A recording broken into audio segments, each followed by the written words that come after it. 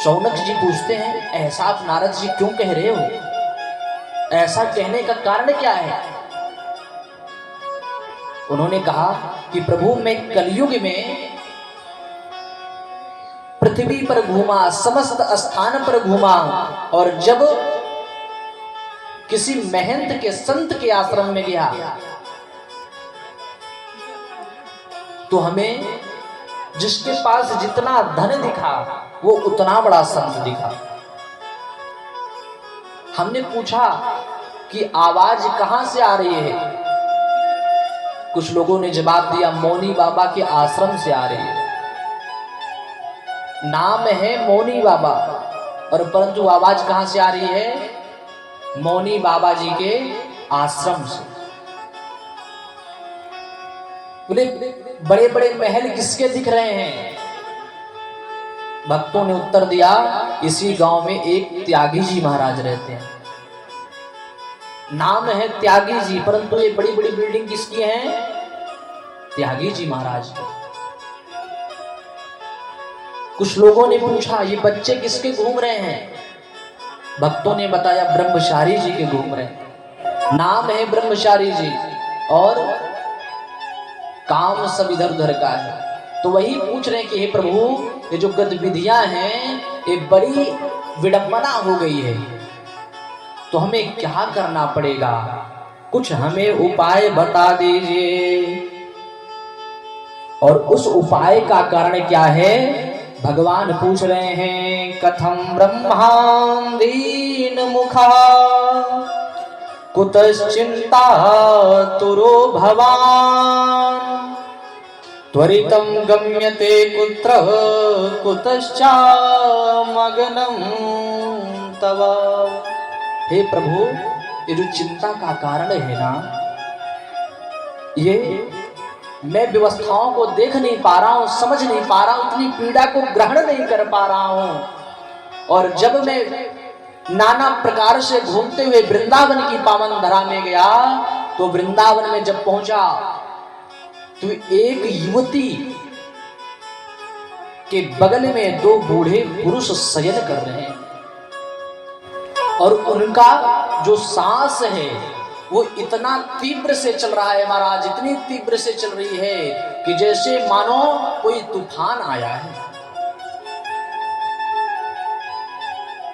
नारद जी सोचते हैं, मैं जाकर यदि पूछूं कि आप कौन हो, तो कहीं बुरा ना मान जाए। नारद जी चाहकर भी नहीं पूछ पाते, परंतु फिर उनके मन में जिज्ञासा आता है कि किसी का कल्याण हो जाए, और जाकर के वो पूछते हैं, कसित्वाम भवति देवी, तुम कौन हो? उधर से आवाज आती है, अहम भक्तिर्दिख्यातो हिमौ में तनयो मतो ज्ञान वैराग्य नामानो काल योगे नजर जरो।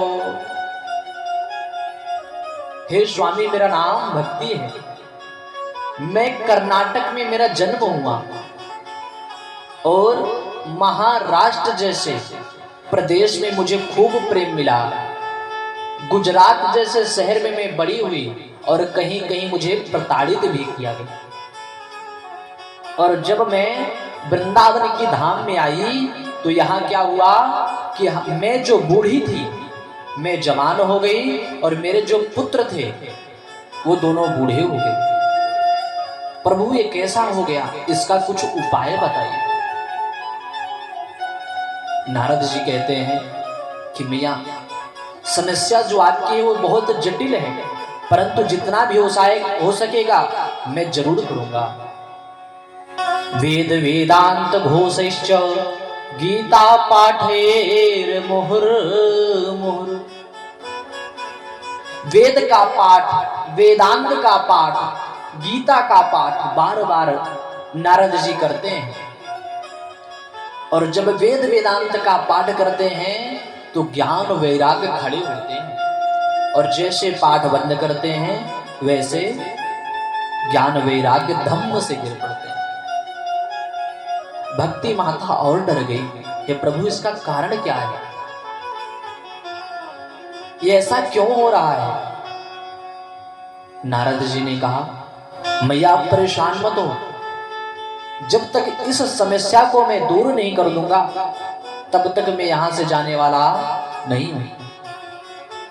नारद जी से भक्ति माता पूछते हैं कि आपने जब बहुत समस्त वेद का पाठ किया, वेदांत का पाठ किया, गीता का पाठ किया, तो जब कुछ नहीं हुआ कैसे होगा?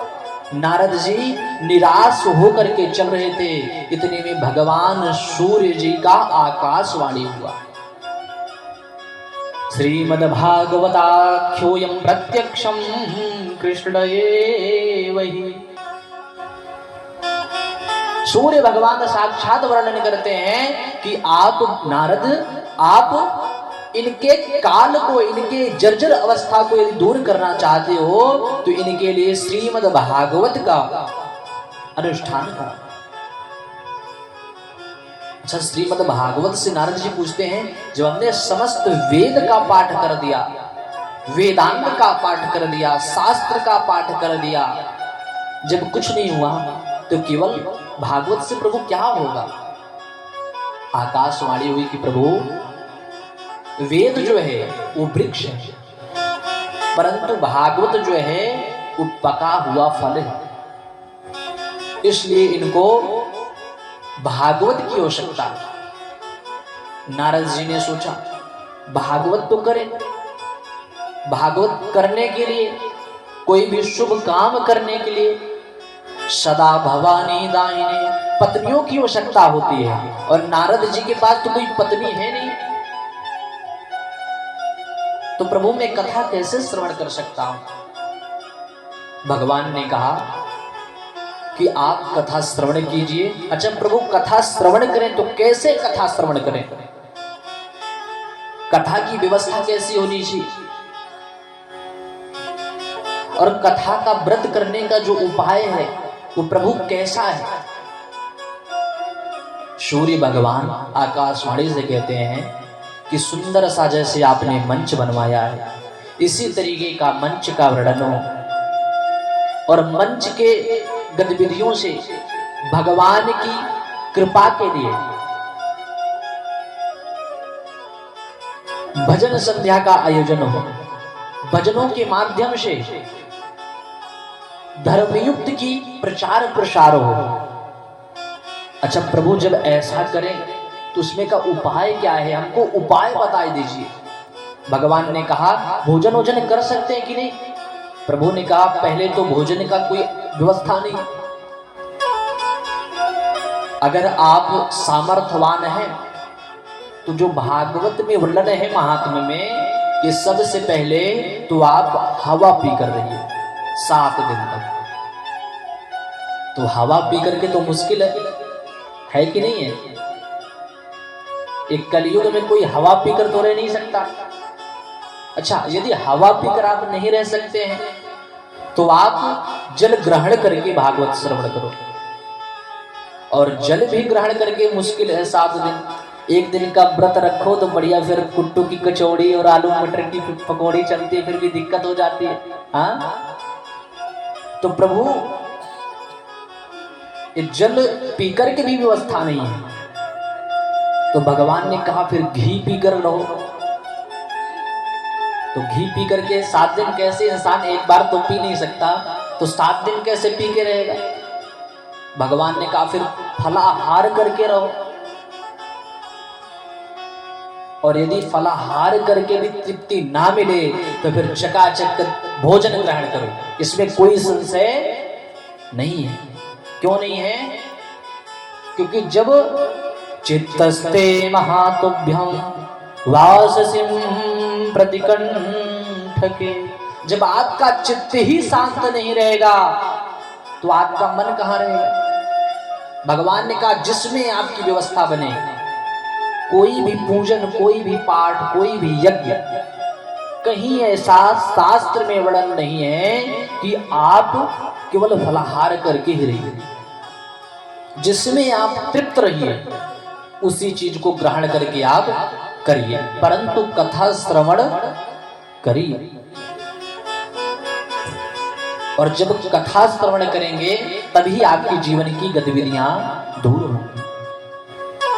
और नारद जी वही चीज किए और बढ़िया मंच का व्यवस्था किए और मंच की व्यवस्था करके सूत जी महाराज को नियुक्त किसको किए? नारद जी शौनक जी को और सूत जी को व्यासपीठ पर विराजमान कर कि प्रभु जो कथा कहने में कुशल हैं वो सूत जी महाराज हैं और जो कथा करने में श्रवण करने में समृद्ध हैं वो शौनक जी महाराज हैं। इस शौनक सूत संवाद आज देखिए हजारों वर्ष से चला आ रहा है। आ रहा है कि नहीं आ रहा है? सत्यनारायण की कथा भी सुनो तो उसमें भी पहले सूत और शौनक ही संवाद है। तो भगवान ने सुंदर सा मंच लगाया और 7 दिन तक कथा हुई और जैसे 7 दिन तक कथा हुई और जैसे कथा विश्राम हुआ तो आकाशवाणी से विमान आया और आकाशवाणी से विमान आया ज्ञान वैराग्य बैठ करके भगवान के परम धाम को प्रस्थान किए। मां भक्ति ने कहा अब मैं कहां जाऊं? सूत जी महाराज कहते हैं मैया अब तो कलयुग घोर आने वाला है और यदि आप यहां से चली जाओगी तो फिर सब तो नास्तिक हो जाएंगे, इसलिए हे प्रभु हे मैया आप जरूर विराजो। मैया ने कहा कि मैं भी जा रही हूं परंतु यदि कभी कोई भक्त मुझे सच्चे हृदय से पुकारेगा तो मैं जरूर आऊंगी। प्रेम से बोले भक्त वत्सल भगवान की